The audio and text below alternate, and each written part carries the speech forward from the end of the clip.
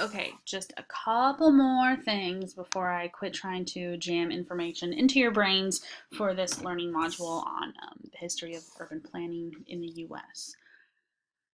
All right, let's go. So, planning initiatives that started with the Great Depression. Um, we already went through colonial town planning in the other module. We went through the plan of Chicago and kind of how that shaped things. So let's look at kind of the Great Depression. That was just a time period where these certain planning initiatives got started, and then we'll look at a couple different areas of urban planning that are still really relevant today. So during the Great Depression, federal funding for local and state planning boards. These the federal government really got involved in, okay, here's some funds to do these more localized planning efforts, so that by 1936 every state except for one had a planning board or planning commission. So also the government got involved in providing housing and the creation of the FHA. Talk more about that in class if you want to. These are just kind of some of these bigger kind of like federal efforts that had a big effect on cities and a big effect on urban planning. So this is how planning doesn't exist all on its own. It's kind of it responds to the bigger political environment in which it's located. So these are just some of the bigger kind of the bigger pictures, the bigger policies that are going on that affected planning. So federal funding, federal government funding local planning boards, the government getting involved in providing housing instead of leaving housing as something that's only for the private market. The Housing Act of 1949 kind of enabled the beginnings of the urban renewal program. We'll talk more in depth about urban renewal later this semester. The federal government used this National Defense Highway Act of 1959 to construct a highway system, this kind of intricate system of highways that we have. And then regional planning efforts really started to pick up.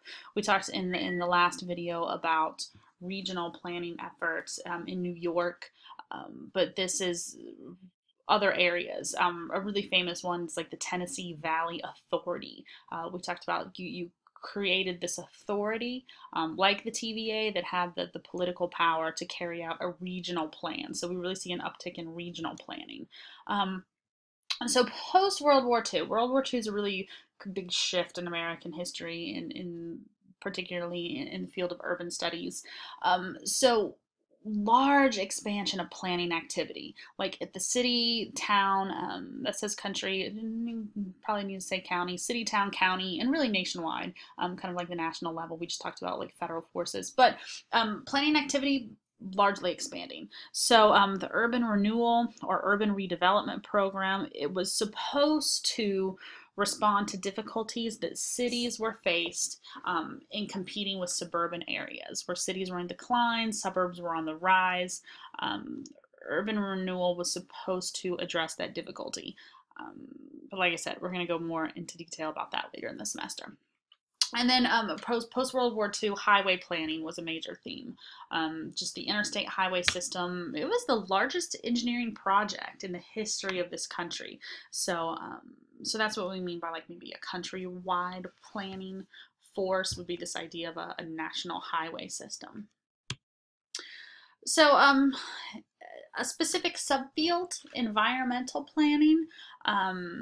This emerged as a field in the 1960s. That's when the 1960s is when all the federal policies really in environmental policy were enacted. But the field of environmental planning, it's a whole subsection. So with prosperity, it came about because as we're becoming prosperous, really humans were able to do more damage to the environment than ever before. So that's kind of what inspired environmental planning. So the federal government created the National Environmental Policy Act and the EPA, the Environmental Protection Agency. So the EPA, so these were created. The biggest effect on urban planning is that Environmental impact statements are required for development activity. So this kind of is what solidified the field of environmental planning as something that's legitimate, is that you had to do these EIS. You have to do an environmental impact statement before you can develop or anything. So that's a big deal in urban planning. And then today, it's related to environmental planning. Energy planning is really growing as a major concern, as a major topic. So just a couple more areas of planning.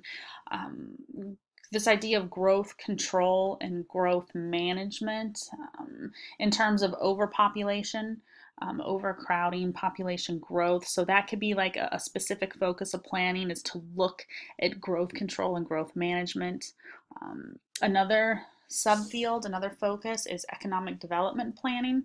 So really, the intention of economic development planning is for the federal government to fund local economic development programs in order to promote planning and to subsidize activities in order to direct flows of capital into distressed areas. So this is still kind of that idea of a response to cities being in decline, distressed areas. Let's kind of stimulate economic development planning in distressed areas.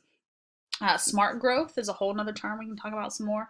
It developed in the 1990s. It was to describe anti-sprawl development plans. Smart growth was kind of like to curb sprawl. Planning for disasters. This is a whole field that we'll definitely talk more about. We're here in New Orleans. We think it's about Katrina. It is, but we're talking kind of like post World War II and kind of what happened. So planning for disasters is a bigger framework. It's kind of a reaction to World War II, and cities started. We started thinking of cities as vulnerable to attack. I mean, you think of World War II, we invented airplanes, right? Airplanes can drive over and airstrike your city. Places where population is concentrated can do harm and do damage, right? So that's part of it. So an ideology shift is like after World War II, this idea of cities as being vulnerable places maybe plays into this rhetoric of cities being dangerous places.